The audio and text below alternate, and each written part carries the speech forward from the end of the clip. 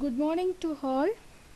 I am Mrs. J. Misbah Queenie, Assistant Professor, Department of Corporate Secretariat, KCS Kasinada College of Arts and Science, Chennai. Today we are going to see the important topics in Visualized 1 because we have discussed theoretically a lot in our classroom itself. Now the first topic is objectives of HRM. These are the main objectives of HRM. The first one is an organization must always consider the employees as human assets and capital and not as cost. Second one is selecting right number of employees at the right time. Third one is organization should provide fair wages, incentives, reward and provide job securities to employees. Now next one is recruitment.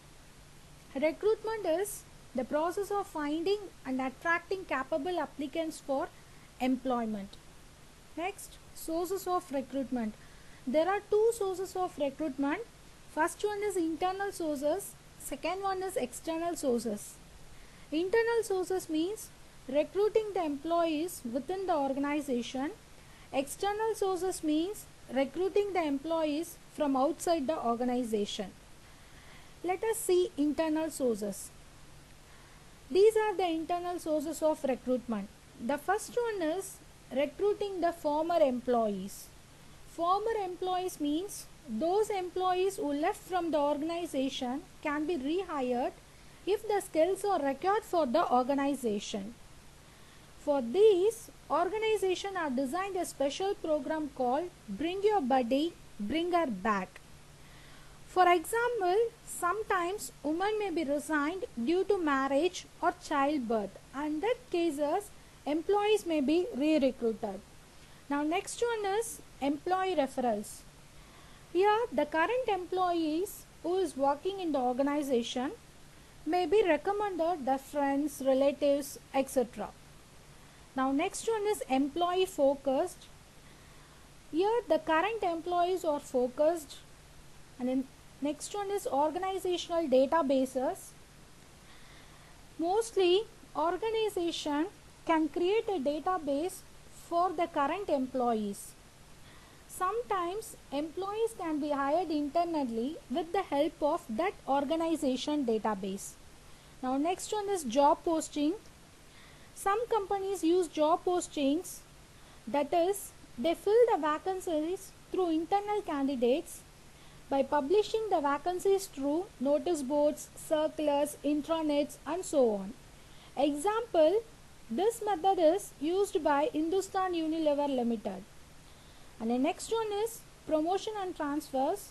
You all well known about the promotion and transfers. Promotion means promoting the employees from one level to another level. For example, assistant manager can be promoted as a manager, and transfer means transferring the employee places from one place to another place or from one branch to another branch. Now next, external sources. Here the employees are hired externally. These are the sources. First one is placement agencies. Employees can be recruited through some consultancy or agencies. Second one is media sources and job fairs. Here the employees can be recruited by the advertisements in the newspapers, magazines and so on. Third one is unsolicited applications. Sometimes the company may receive unwanted applications, that is, which is not suitable for the job. In that situation, an organization create databases for that application and use it whenever required. Now next one is schools, colleges and universities. So employees can be recruited with the help of universities, colleges by using campus interviews like that. Next one is professional organizations. So here the employees are recruited by some professional agencies. And the last one is employee leasing. Here the employee can be leased by the leasing agency. They work for the particular organization, but their name will not be listed in the employee payrolls. So they are called as contractual employees. Now next, after recruiting the employees, the next stage is selection. Here the candidates are divided into two categories. The first category is those who are offered for the employment, and the second category is those who are not offered for the employment. Next, selection process. These are the selection process stages. The first stage is preliminary interview. In this stage, here the information about the candidate is checked whether it is correct or not. Second one is receiving the applications from the suitable candidates. Third one is screening of applications. Unsuited applications or unwanted applications are eliminated. Fourth one is employment test. So test means it helps to assess the skills, abilities, interest, attitude and behavior of the candidates. There are so many types of tests. For example, intelligence test is used to check IQ level of employees. Aptitude test is used to check verbal, numerical and reasonable abilities of employees, and proficiency test is used to judge candidates' skill in a particular job. And the last one is personality test is used to know employee like, dislike, moods, emotional reactions. These tests are conducted especially for the marketing professionals. Now next stage is interview. Interview is an oral interaction between the employer and the candidates. There are so many types of interviews are there. Structured interview means there will be a same set of questions in same set of order. Unstructured interview means there will be open-ended questions. Then third one is chess interviews. Here the employer check the candidates, how the candidate handled the difficult situations calmly. So they will ask questions like in rude manner, repeated manner and also in rapid fire manner. Now next interview is panel interview. It is conducted mainly in colleges. That is, single candidate is interviewed by a group of persons. And the last one is group interviews. Here many candidates are interviewed at the same time. And the next one is reference checking. Reference checking is also known as background checks. Here the organization verify the detail about the candidate from the educational institution to previous employer, whether it may be done via phone, email or in person. Now next, medical examination, just going to check whether the candidate is physically fit or not. Now finally the employee is selected and the company will provide the appointment order. Now next, training. After selecting the employee, an organization provides training to the employee. So training is to improve the skills and knowledge for doing a particular job. Next, methods of training. There are two methods of training: on the job training, off the job training. If the training is provided within the organization, that is on the job training. If the training is provided outside the organization, that is off the job training. Now next, on the job training. So these are the methods: mentoring, coaching, apprenticeship, understudy, job instructional training. These are similar.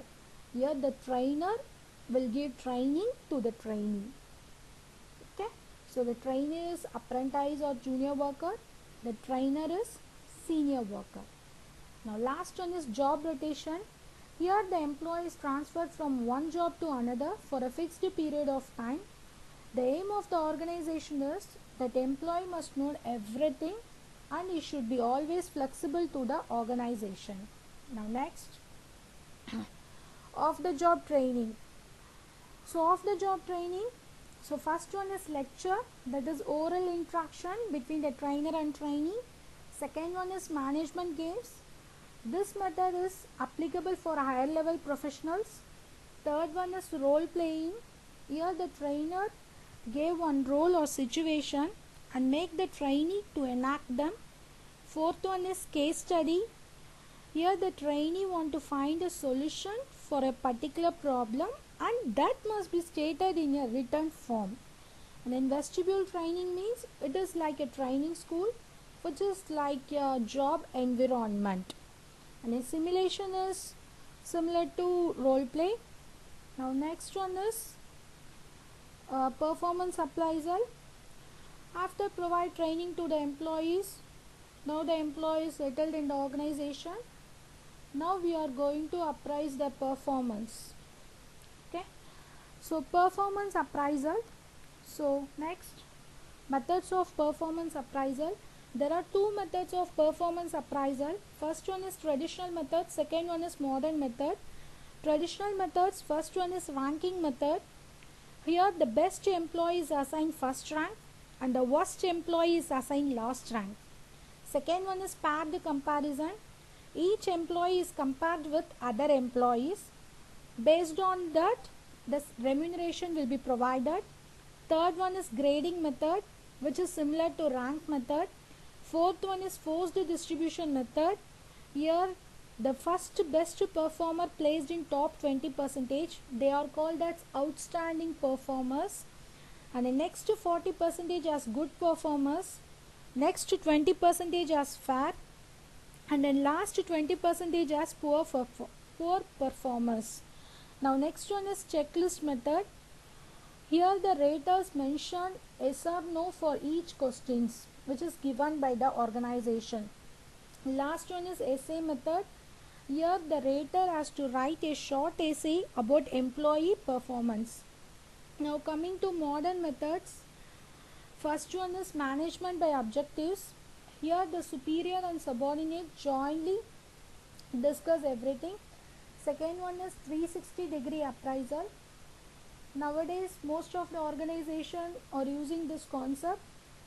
So the appraisal can be done with the help of peers, that is their colleagues, same level employees, superiors, subordinates, clients, etc.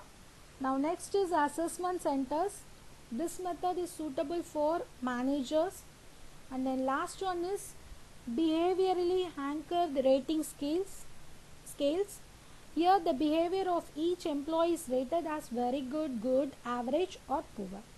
Now next, after appraising the performance, the next one is remunerations. So remunerations means salary given to the employees.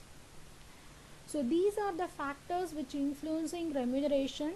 First one is firm's ability to pay.